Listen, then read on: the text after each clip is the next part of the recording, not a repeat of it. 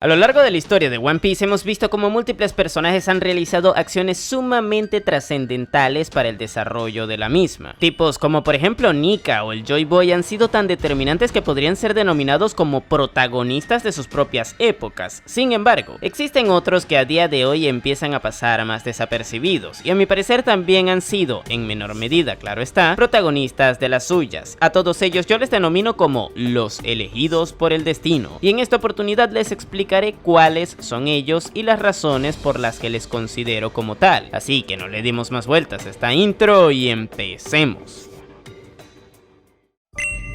Bien, empecemos con el que al menos cronológicamente hablando fue el primer elegido por el destino, Nika, el conocido como dios del sol, y digo conocido porque mucha gente a día de hoy se cree que él es un dios literal. Sin embargo, tras la lectura de los Harley de Elbaf, que son textos antiguos que interpretó hace no mucho Nico Robin en el manga, podría decirse que Nika fue un personaje que existió y que realizó una serie de acciones que le acabaron inmortalizando como leyenda entre los oprimidos y esclavos. De hecho, si leemos tal cual lo que se dice de él, es decir, lo de que los oprimidos y esclavos oraron pidiendo un deseo y apareció el dios del sol, nos daremos cuenta que los individuos de esas clases sociales necesitaban a un héroe, por definirlo de alguna manera, y eso dio pie a que cuando Nika apareciera, ocupara ese lugar. La cuestión aquí es que Nika tenía los poderes de estirarse y todas esas cosas que ya sabemos que le vinculan a la fruta anteriormente conocida como la Gomu Gomu no Mi. Sin embargo, ¿realmente Nika fue un usuario de fruta del diablo? Según mi interpretación de los Harley, no, ya que las frutas en teoría aparecerían después en la historia, y de eso hablaremos en un ratito, por lo que podríamos decir que Nika es una especie de usuario primigenio de las habilidades de la propia fruta, más no un usuario de Akuma no Mi. De hecho, la fruta de sus habilidades tiene su nombre, por lo que podría decirse que fue conocida como tal al identificar los poderes de Nika en ella. Pero bueno, lo interesante de todo esto es que, al igual que actualmente ocurre con Luffy, tal parece que Nika ayudaba a los más necesitados que le rodeaban, razón por la cual posteriormente fue conocido como el dios de la liberación. Pero claro, como él cronológicamente hablando existió primero que Luffy, lo correcto es decir que Luffy se asemeja a él y no él a Luffy. Dicho lo cual, según los Harley, esa primera etapa del mundo en donde este legendario guerrero existió se sumió en mucha muerte y oscuridad, dando a entender que ese objetivo que podríamos atribuirle a nuestro primer elegido fracasó al intentar ser logrado. El mundo previo a la existencia de Nika estaba sumido en la esclavitud y en la opresión, y a pesar de que esa luz de esperanza apareció, no fue suficiente para iluminar todo a su alrededor. A través de esto podemos sacar una conclusión interesante: existe un destino que responde al anhelo de los más perjudicados en ese mundo, y esto hace que de alguna u otra manera cada cierto tiempo se manifieste alguien que representa todos esos deseos luchando en contra del malvado ente que mantiene la oscuridad en dicho mundo. En pocas palabras, el destino hace que cada cierto tiempo aparezca un elegido que intente liberar al mundo.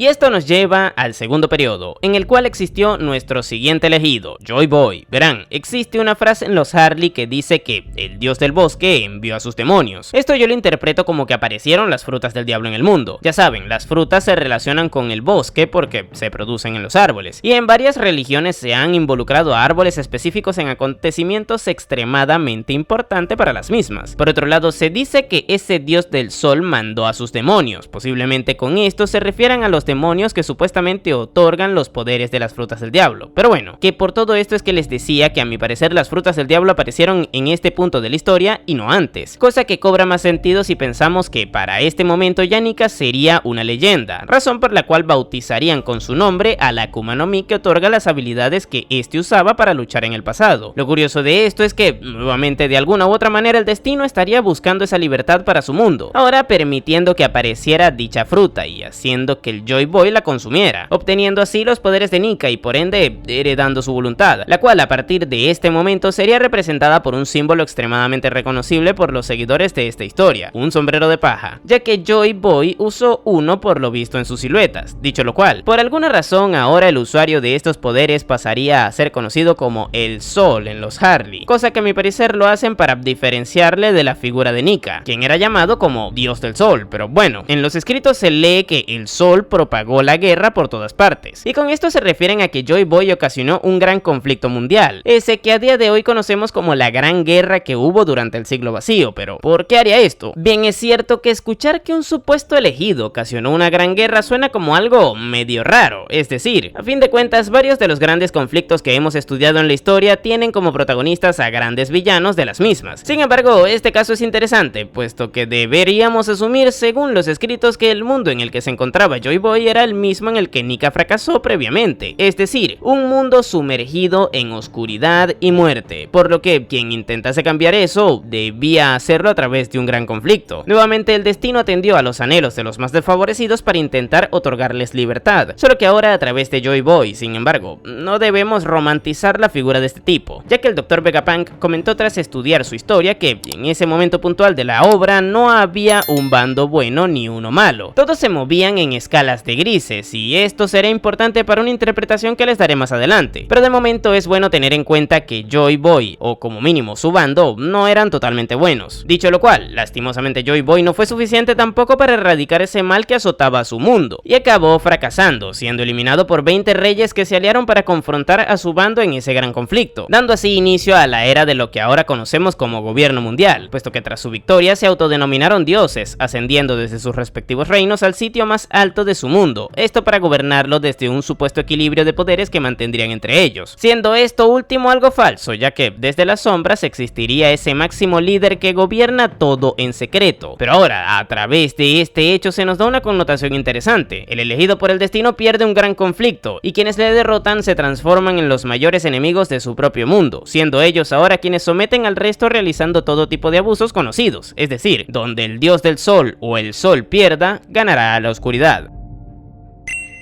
Y esto nos lleva al periodo de tiempo posterior a dicha guerra, momento en donde los remanentes del bando de Joy Boy se ocuparon de intentar inmortalizar la historia que verdaderamente ocurrió a través de los Poneglyph, esto para evitar que esa oscuridad les eliminara de la historia de su mundo, cosa que lograron, ya que dichas piedras a día de hoy están siendo buscadas e interpretadas por todo aquel que quiera conseguir llegar al Octel. Pero nos estamos desviando un poco, hablemos de lo que nos interesan, los elegidos. El siguiente que podríamos intuir que existió apareció hace 200 años aproximadamente, y digo intuir que existió porque no está confirmado que eso realmente ocurriera, pero como mínimo es sumamente sospechoso que el acontecimiento que dé pie a que lo piense no se vincule a la presencia de otro elegido. Pero bueno, hace 200 años la Tierra Santa de Mary Joyce sufrió un ataque de un gigante de acero, el cual a día de hoy conocemos como Emmet. Este por alguna razón decidió movilizarse hasta allá e intentar hacer algo en contra del gobierno mundial, eso sí, fracasando, y aunque se haya ordenado destruirle, por la propia impericia de los encargados de ejecutar esa acción, a ese robot se le mantuvo intacto luego de ello, almacenándole en una isla que posteriormente sería conocida como Egghead. El tema aquí es que tras haber visto el arco de ese mismo nombre nos enteramos que Emmet se mantuvo desactivado, por decirlo de alguna manera, hasta que escuchó los tambores de la liberación emitidos por el despertar de la fruta de Nika, que estaba siendo usada por Luffy en ese momento. Esto nos da a entender que Emmet solo reacciona tras tener a algún elegido por el destino que haya despertado la fruta cerca de él. Y saben a lo que voy con todo esto, ¿no? Y sí, hace 200 años existió alguien que consumió la fruta de Nika, logró despertarla y se llevó a Emmet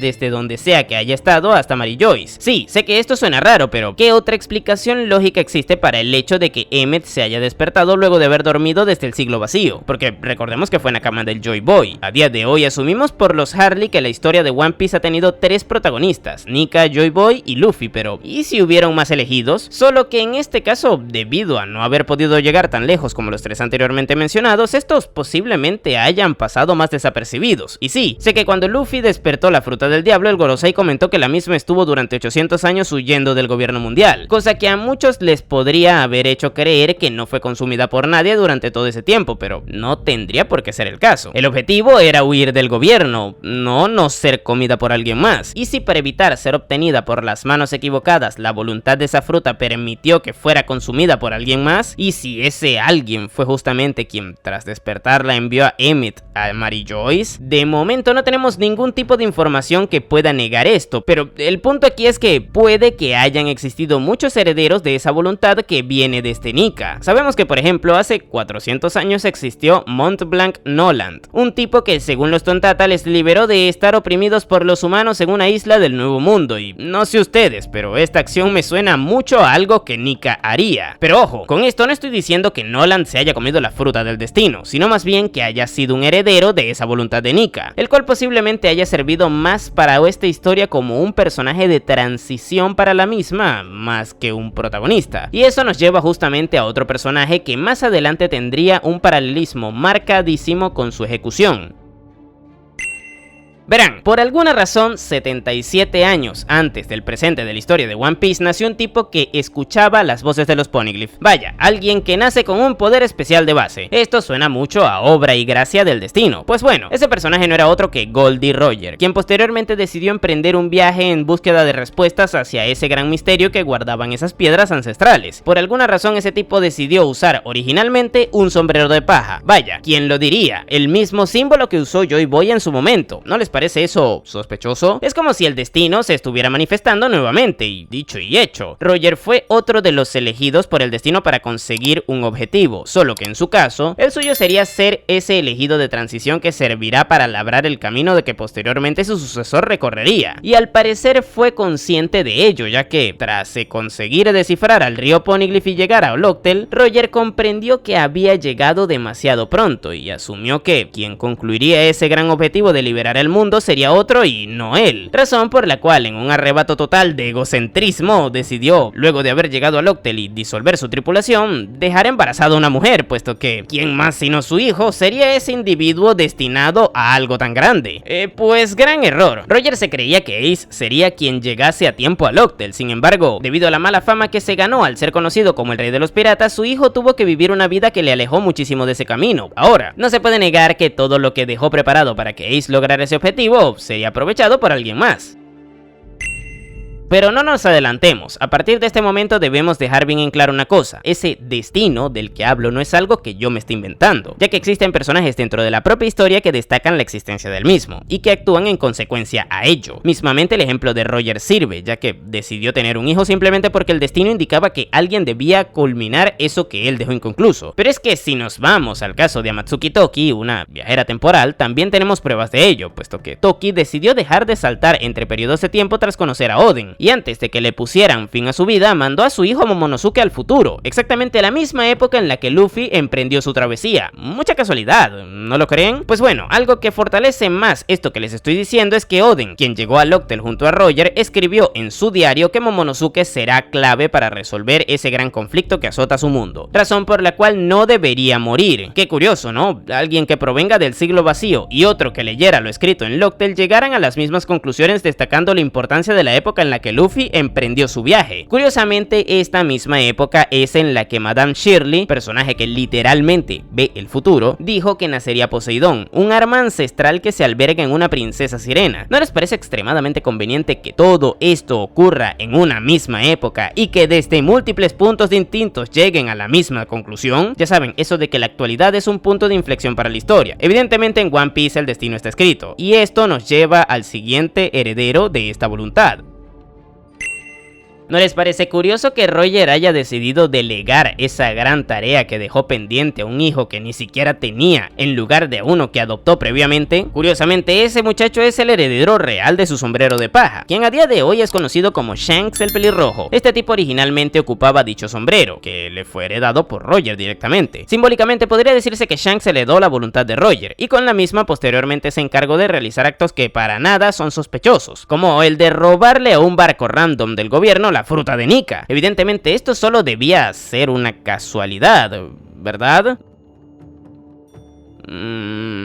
¿Verdad? Pero ya dejando la ironía de lado, si bien es cierto que no está confirmado que Shanks sea conocedor de esta profecía, a mí me parece increíble, en el mal sentido de la palabra, que Shanks haya conseguido esa fruta sin estarla buscando, más aún cuando luego de obtenerla se fuera derechito al reino en donde estaba viviendo el hijo de su capitán, al que de hecho pensaban que originalmente sería ese elegido. Pero bueno, al final de todo esto, quien se comió la fruta de Nika fue Luffy y no Ace, y aquí es donde se manifiesta que Luffy sería el elegido elegido por el destino, razón por la cual a partir de ese momento todas las cartas se empezarían a jugar a su favor. Y este movimiento empezó con la gran apuesta de Shanks, terminar de encaminar a Luffy a la piratería, esto a través de cederle su sombrero, heredándole así la voluntad de su capitán, siendo este en teoría el momento en donde se podría demostrar que Shanks, al igual que Roger, fueron elegidos por el destino para ser esos transistores de la voluntad de sus predecesores, y en ambos casos lo lograron. Tras ello se llevaría a cabo una complicidad a favor de Luffy que involucraba a otro personaje, Silver's Rayleigh, quien sería informado por Shanks de la existencia de ese muchacho del que Roger hablaba, razón por la cual posteriormente el vicecapitán de los piratas que llegaron a Locktail se encargaría de ayudarle defendiéndole de los peligros que le rodeaban en ese momento en el que se encontraron, y posteriormente entrenándolo para que luego pudiera enfrentarlos por sí mismo. Shanks por su parte se encargaría de salvarle en Marineford al intervenir en esa gran guerra, siendo esta otra prueba de que hay un destino que debe cumplirse, y que ellos, a sabiendas o no, trabajan en beneficio de esto. Y es que un mundo sumergido en la oscuridad y la muerte hace que existan esclavos y oprimidos, los cuales eventualmente hacen que aparezca alguien que luchará para liberarles.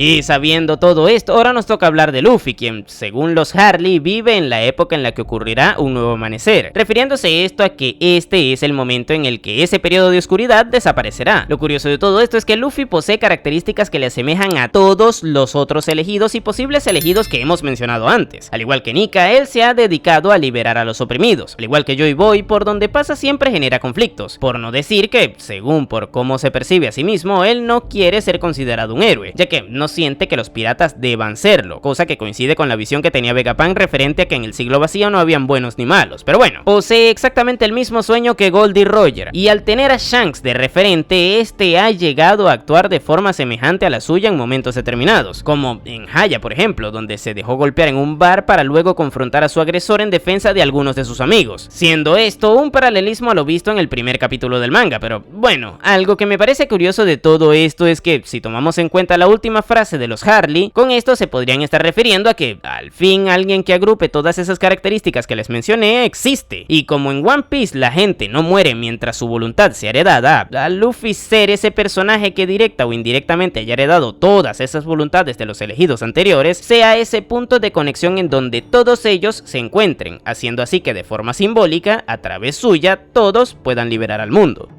Y bueno gente, estos han sido todos los elegidos por el destino de One Piece según yo. Cabe destacar que con esto me refiero a los personajes que fueron, por definirlos de alguna manera, el eje central de sus respectivas épocas, ya que si de elegidos por el destino en general hablásemos, también deberíamos mencionar a todas las portadoras del poder de Poseidón, así como también a Momonosuke. Pero bueno, creo que se entendió todo. Déjenme en los comentarios qué les pareció el video. Yo por mi parte les dejaré por aquí otro que hice de todos los Nakama y posibles Nakama del Joy Boy. Y ahora sí, sin nada más que decir, tú puedes llamarme Napo y nos vemos